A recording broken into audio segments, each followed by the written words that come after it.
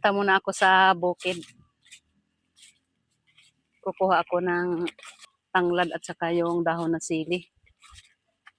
Buti hindi masyadong mainit oh. Medyo mahangin-hangin din. May dala na akong lagayan.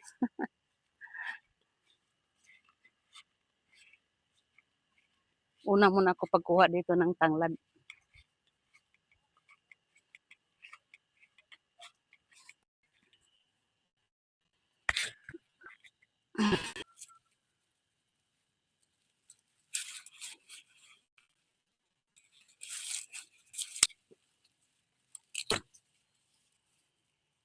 Tatanggalan ko na dito ng dahon.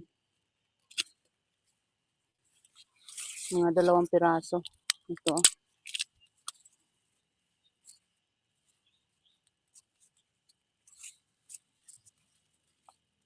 Maalinsangan.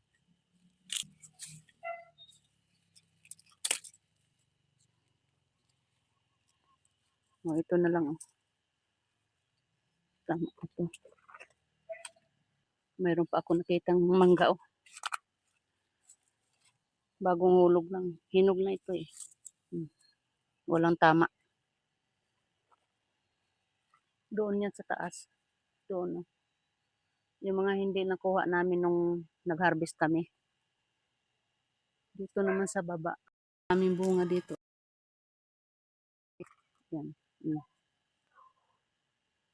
Dito siya sa ilalim ng kalamansi. Oh. Ayun pa, oh, nakasayad.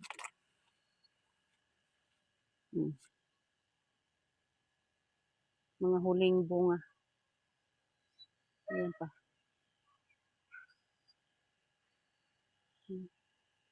Marami-rami din pala ito.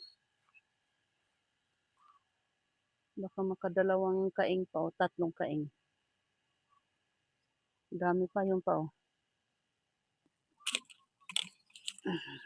Dito na naman ako sa dahon ng sili. Mayroon naman kaming malunggay, pero gusto ko yung dahon sili kasi malago yung sili namin. Oh. Ayan.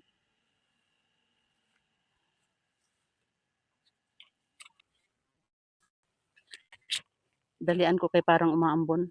Ang tataba ng dahon, no?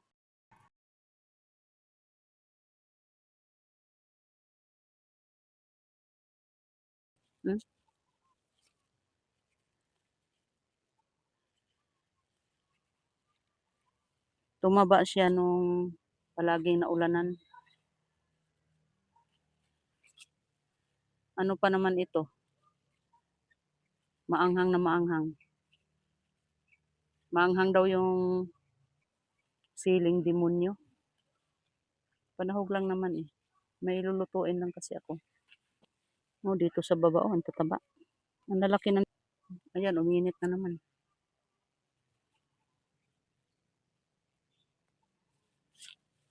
Oh, tama na to. Panahog lang naman. Uwi na ako. Dali-dalian ko kay parang umaambon na. Baka maabutan ako ng malakas na ulan.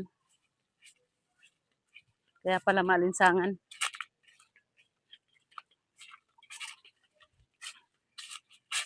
Ayan, oh, napakainit, oh. Ito na yung sangkap ko, oh. Manok. Native ito na manok. Nagkatay kami kanina. Kunti lang yung niluto ko. Pang 2 kainan lang namin yan. Oh. Siyempre, may buko, sabaw ng buko, papaya, tsaka tanglad, oh, dahon ng sili. Pawis na pawis ako. Mainit pa eh, pero hapon na, mga 4:00 na eh. Ayan yung mga ricados ko. Ang lulutuin ko ngayon ay chicken binakol. Oh, parang bago sa pandinig, no? First time ko din itong lulutuin. Titingnan ko mamaya kung ano yung kinalabasan ng binakol. Ang pangunahing ingredients niya ng chicken binakol ay yung buko. Parang lutong Ilonggo. Okay, let's go. Salang ko na yung kasirola. Yung chicken binakol, Parang may sabaw din. Para siyang tinola. Ang nakaiba lang nito ay mayroon siyang buko. Lagyan na natin kunting mantika. Ilagay ko pag-una itong luya. Pagsabayin na yung bawang at saka sibuyas.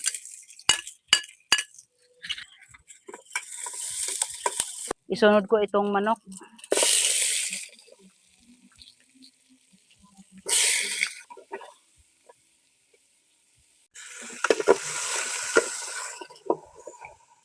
Lagyan ko ng patis.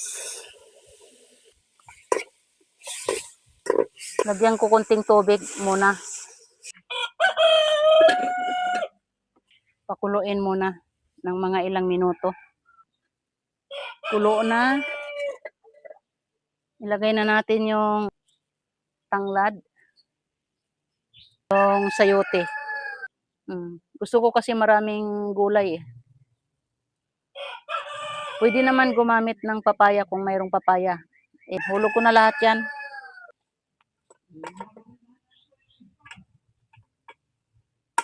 Sunog ang bawang. Ilagay ko na yung buko. Yung sili. Asin. Pampalasa. Ilagay ko na din itong sabaw ng buko. Kunti-kunti lang. Tingnan natin kung dagdagan ko pa. Iubos ko na nga lang lahat. Takpan natin uli. Pakuluin. Pakuluin lang natin siya ng mga 20 minutes. Hanggang sa lumambot yung sayote. Maganda kasi dito magluto pag mga ganitong oras, yung hapon na. Kasi malilim na eh. Pag ganun kasi yung araw. Pag hapon dito ang araw, kaya na anuhan na, masalipdan na ba sa bahay. Tsaka mahangin-hangin kasi dito eh. Mahangin-hangin pero may pamaypay. Pinawisan din ako eh. Siyempre mainit.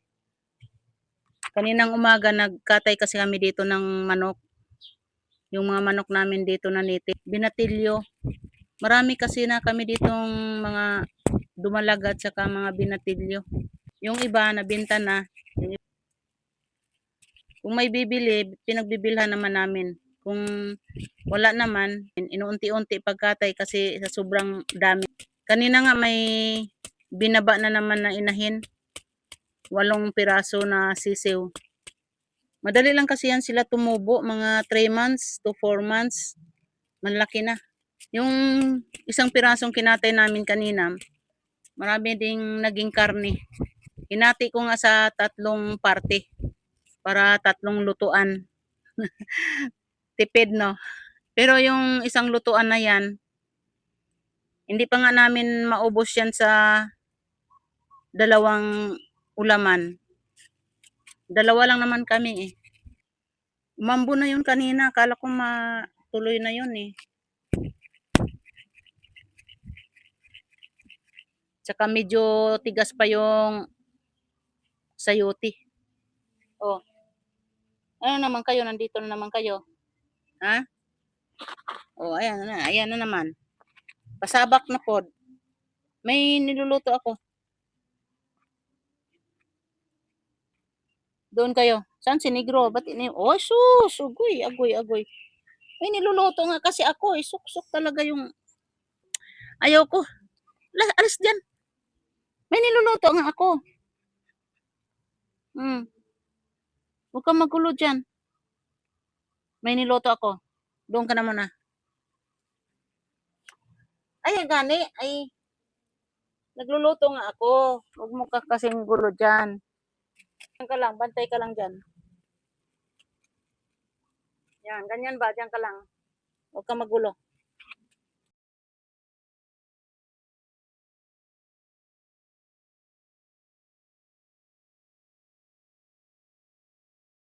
Lagay ko na itong dahon ng sili. Ganda ng dahon ng sili oh. Ang lalaki. Damihan din natin paglagay ng sili. Hindi naman binibili. Pag bumili ka sa palengke, ang 25 pesos eh, kunti lang. Siguro 3 hati nito.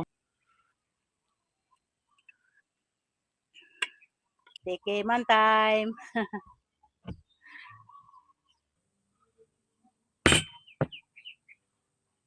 Tikman ko na itong chicken binakol.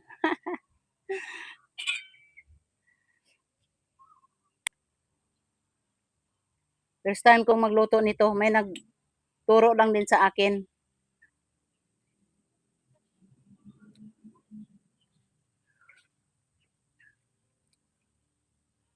Ang sarap pala ng sabaw. Ano siya, manamis-tamis. Dahil siguro doon sa buko at saka yung sabaw niya. Gusto ko kasi sa sabaw, yung mainit na mainit pa talaga. Ang sarap, promise. Try nyo.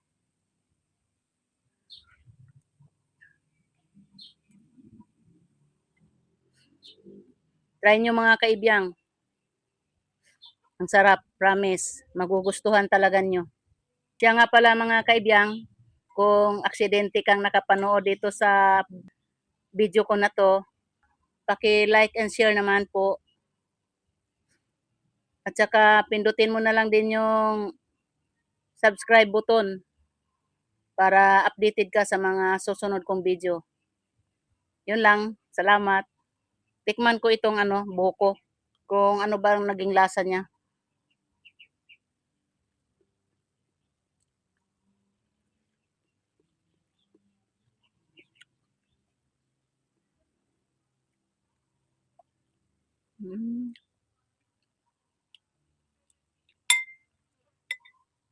Lumambot siya mga kaibiyang, pero nawala na yung doon, yung manamis-tamis.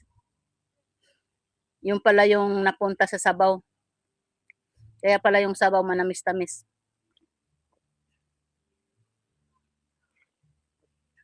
Ang sarap ng sabaw basta mainit pa.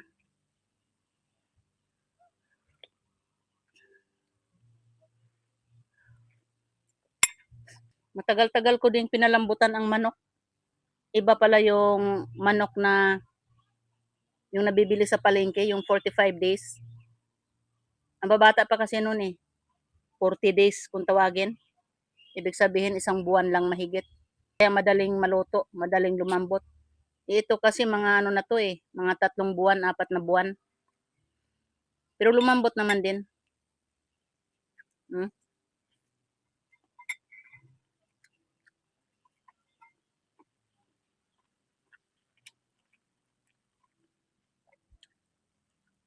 Iba talaga yung lasa ng native. Siksik ang laman.